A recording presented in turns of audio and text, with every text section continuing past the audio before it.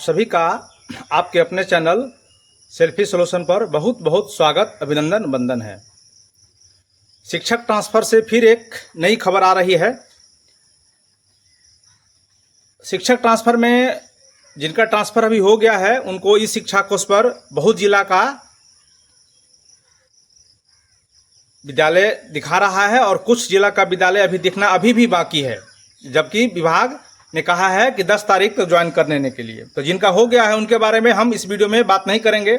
हम बात कर रहे हैं जिनका, खासकर पुरुष का जो अंतर जिला ट्रांसफ़र था, ये ट्रांसफ़र रुक गया था या किसी कारण से अभी द्वंद्व की स्थिति बनी हुई है, क्या उसका ट्रांसफ़र हो पाएगा या ट्रांसफ़र नहीं हो पाएगा।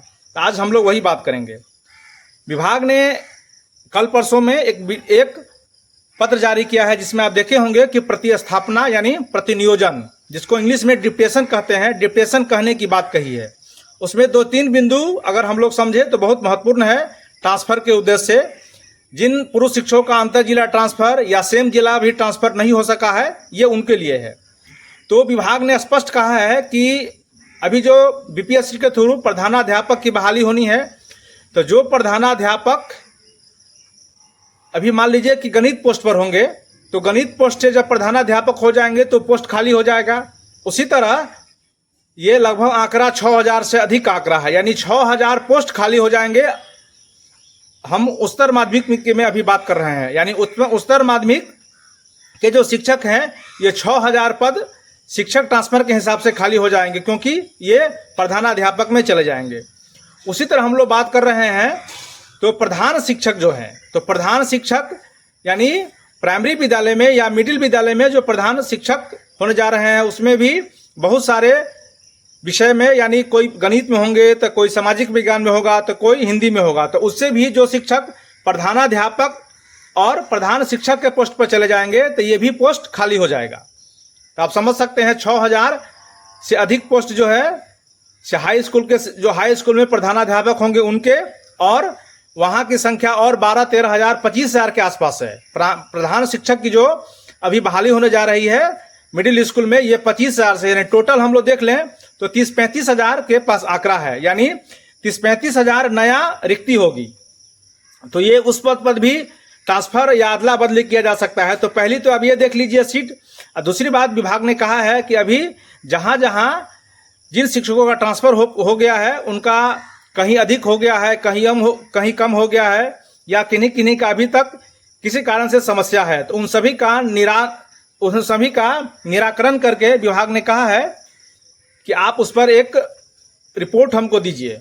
कौन जिला में कितना सीट खाली है, कितना बच्चा है, उस पर कितना सारा टीचर है। तो ऐसा देखने को मिल सकता है कि जो भी बच्चे शिक्षक हैं जिनका ट्रांसफ़र नहीं हो पाया है, किसी कारण से वंचित हो गए हैं, अंतर जिला पुरुष खासकर और सेम जिला के भी पुरुष की हम बात कर रहे हैं, और कुछ हमारे भाई बहन महिला भी शिक्षक विद्यालय आवंटन से या स्थानांतरण से वंचित हो गए हैं। तो उन सभी के लिए ये बैठक 10 तारीख को विभाग एक बार फिर समीक्षा करेगी, जो कहाँ कितने टीचर गए हैं, कौन जिला में कौन विषय में कितने सीट खाली हैं, नहीं खाली है।